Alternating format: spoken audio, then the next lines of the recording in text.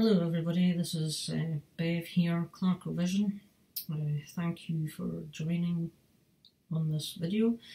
Today I just want to talk about this guitar here in the background. It's a project of mine that I had a kind of dream, if you like, to own a replica of one of Steve Clark's guitars since, I don't know, probably the early 90s, I suppose. Steve Clark, the late Steve Clark of Def Leppard fame, he died in 1991. Seems a long time ago now. And it'll be 30 years next year, but that's by the by. So Steve Clark was my ultimate guitar hero. He was the one for me. He was the rock star, the one I kind of fell in love with, and all that kind of stuff. Hero worship, all that stuff. I just loved him, loved everything about him. At the time I got into Def Leppard, it would be the sort of 1987 Hysteria era. That was when that album released, and they actually finally got into the British charts, which they had been struggling to do with singles, to be honest with you, ever since. But they finally made it with the releases from the album Hysteria, which was a great thing. The album itself went to #1 in the UK charts. They had Animal in the top 10, it got to #6, and the rest I think were pretty much all in the top 20. I can't honestly remember, but yeah, they were certainly they all charted, all the Hysteria hits. And you know, and by the end of the 80s, Def Leppard were basically the biggest band, or the biggest rock band on the planet at that time. They were huge everywhere, massive in the States obviously, but massive in many other countries too. And you know, Steve Clark is one of the most underrated, unsung guitar heroes ever, if you ask me. You know, he went out at the top, that's for sure. He was on top of the world at that time. And as you know, and I was a young kid, I was only 14 when he died, and that hit me pretty hard, because for me, he was Def Leppard. I was a huge Def Leppard fan. It's quite safe to say I'm not a Def Leppard fan anymore. That's just how it is, but Steve Clark is still a huge thing to me. He's very important.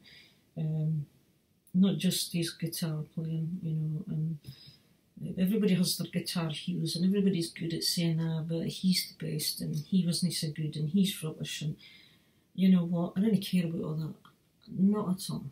You like who you like, and that's it.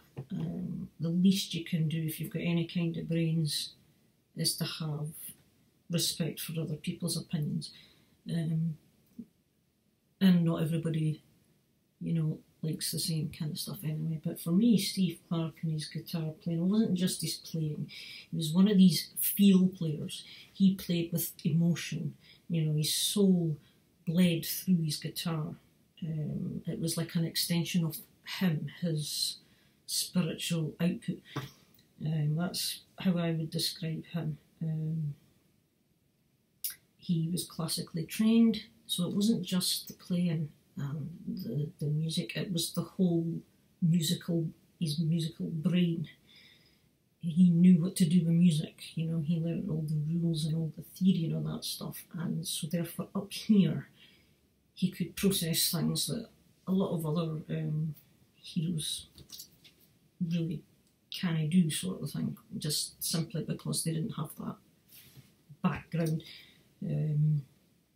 By no means does it hold them back from what they do. It's just a side that some guitarists have and some don't. You know, Steve was like Randy Rhoads. They had the classical background. So yeah. And now I'm 5 minutes in, so I'm going to kind of stop talking about, you know, Steve and me liking him, and I'm just going to get right to what this video is about, actually. So yeah, for years and years I wanted a replica of one of his guitars, and one of the most iconic was his Hysteria Tour guitars, the two Les Paul customs, the black one and the white one, triple pickups, Kahler tremolo. That was the what you noticed about it first, and I wanted one of these because, you know, it would be the next best thing to having Steve himself, which, you know, these things don't happen. So, and it is a dream of mine, and it took me over 20 years to achieve. And about 3 or 4 years ago, I would say now, I had the opportunity to get a bit of money that was aside. I had some money available, shall we say, to put into this project. So I started looking around for I initially wanted an 80s model. But all the 80s models, you know, I was looking on places like Reverb, eBay, etc. They all were quite pricey, just a little bit too out of my range. And so I stumbled across a 1994 Les Paul Custom. That's what this one was, 1994. I didn't even realise at the time, but that was a special year for Gibson. That was a centenary year or something on those lines. Les Paul Custom, you know, the traditional kind of Black Beauty style, and it was a guy in Russia that was selling it, and so I inquired, and we came to a deal, and he sent it across, and it arrived in beautiful condition. It is immaculate. There's just a few surface marks on it. So I have a few pictures, which you'll see here, of the guitar, how it arrived in its original state. It was just, as you can see, the two humbucker pickups, all gold hardware and black plastic wares, with the Les Paul Custom truss rod. And so my goal was to alter the spec to Steve Clark's spec. So I got the guitar, and I started looking around for the parts. So what was I going to need? I was going to need black hardware. I was going to need the cream plastic wares. I was going to need the pickguard that would fit the triple pickup, and I was going to need the pickup mounting rings for 3 pickups, obviously. I was going to need 3 humbucking pickups, no covers on them, and specifically I needed the bridge pickup would be the Gibson Dirty Fingers. Now, obviously Steve's Gibson guitars being made in the 80s, he signed an endorsement with Gibson in the 80s, therefore they would make him pretty much anything he wanted. And he obviously got a new batch of new guitars in the mid-80s, which some of them you would end up seeing on the Hysteria Tour. And so Steve got Gibson to make guitars as per: triple pickups, Dirty Fingers on the bridge, 2 PAFs, Kahler tremolo unit, Grover tuners, black hardware, etc., and wired up specifically. So this was it. So I needed to get all that and hunt down a Kahler tremolo, etc. I did eventually get all the parts I needed. I got the plastic wares, the pick guard, and the circular, that is, what do they call it? It's like a casino chip thing. The circular disc that goes round the toggle switch, the pickup rings, and obviously the pick guard, they all had to be matching. So somebody put me in touch with a person in America who could custom make them. So I gave him that job. I made him a template from the original black pickguard that was on this guitar.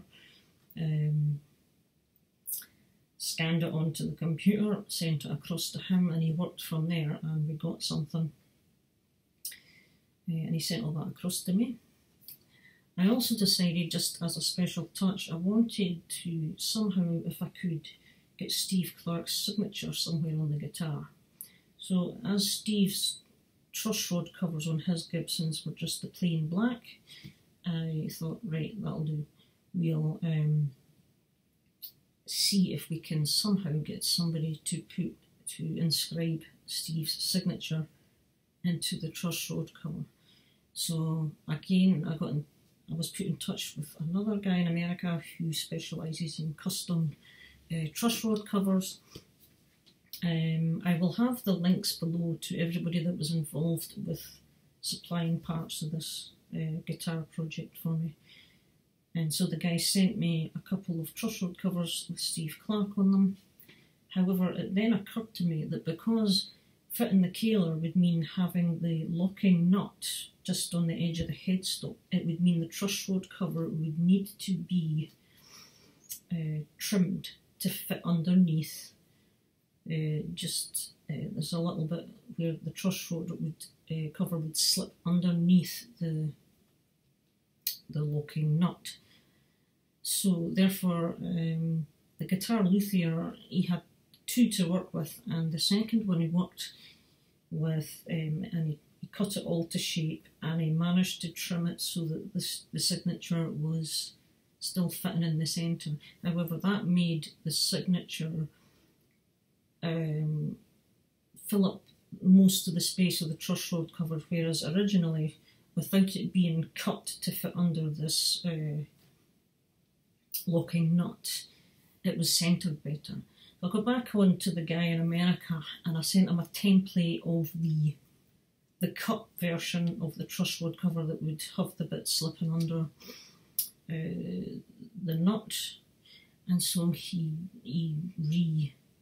repositioned Steve's signature and had it fresh cut out, sent me another two as well. So it just looks that little bit better, as you'll see in some of the pictures. So that was on. And so then I had to get a professional guitar luthier on board to tell him what I wanted done.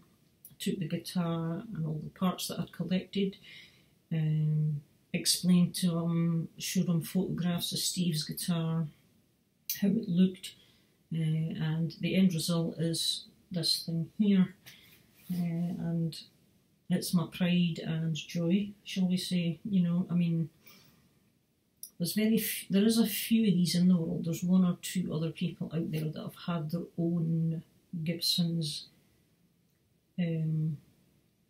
altered to the spec of Steve Clark's, because people have been on at Gibson in the past. Why not a Steve Clark signature model? You do one for Tom, Dick and Harry, blah blah blah.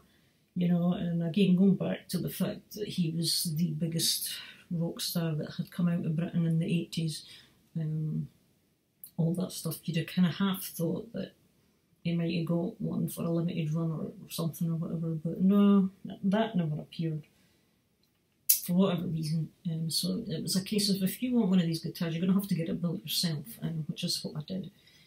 So that's the story of it. And so the next bit of footage that I'm going to have in here is just a close-up taken on my iPhone of the guitar. You'll see all the bits in detail. So there we have it. It's my Steve Clark signature Gibson Les Paul Custom. Appreciate you joining in, tuning in, sorry to see. Hope I haven't rambled too much. And I'll speak to you all in another video. So bye just now. Right, hi guys, so here is a quick close-up of the guitar, the headstock. Now I'm just going to block out the reflection, the sun's, not the sun, the daylight coming in the window. So you've got Grover tuners fitted to the headstock, the Steve Clark truss rod cover with his signature. Moving down, you've got the lock and nut, which you can see just here for the Kahler. Mother of pearl block inlays on a real ebony fretboard. The 12th fret inlay is engraved with Steve's name, Steve Clark. That is a feature Steve had on his own guitars. Sorry for the shakiness, I'm just moving myself a little bit there. So down we go. You know, the rhythm treble, the toggle switch operates in the usual way. And then you've got your triple pickups. So these two here, the neck and the middle, are actually Seymour Duncan custom shop issue PAF style. I wanted them basically kind of close to that as possible, from the custom shop. They're on Alnico 5 magnets, but I wanted the custom shop to do them specifically, so I would get the gold posts here, which is what's on a Les Paul custom, and you wouldn't get any logos, company logos on them, which a lot of them do now with the standard issues. And so the bottom one here is an original. This is from early 80s. This is an original Gibson Dirty Fingers pickup. Not the reissue that you get nowadays, obviously, but an original from, I don't know, I think it dates to around 83 or something like that, 83, 84, which I managed to find on eBay. The cream trim, the pickup rings, and the pick guard, and all this was all done by a guy over in America, and he did all that for me. So everything would be, there wouldn't be any differences, it would all kind of be the same kind of shade of cream. The template of this was made from the original black one. And obviously down here we have the Kahler tremolo unit. This is a new Kahler, it's a current issue, it's not an original 80s issue, unfortunately. I was trying to find one from the 80s, but it was just proving too hard to get, or they weren't in good enough condition, and the black ones seem to be the most scarce to get hold of. So I just ordered a new one. It's the Kahler, I think it's the 2200, I think is the model number. I'll have all the specs detailed below. Really smooth action tremolo unit. You don't have to be as kind of forceful with it as you would maybe with a Floyd Rose. And the speed knobs. Now the way the wiring's done for the 3 pickups on here, let me just grab this. So what we have is, we have one master tone, which obviously operates all 3 pickups, and an individual volume for each, so you can have any one isolated at any given time really. So this one here is your master tone, and then you've got the volume for the neck, your volume for the middle, and your volume for the bridge. So that's kind of how it's all wired. So yeah, just very lovely. And this is a 1994 Les Paul Custom from Gibson's centenary year.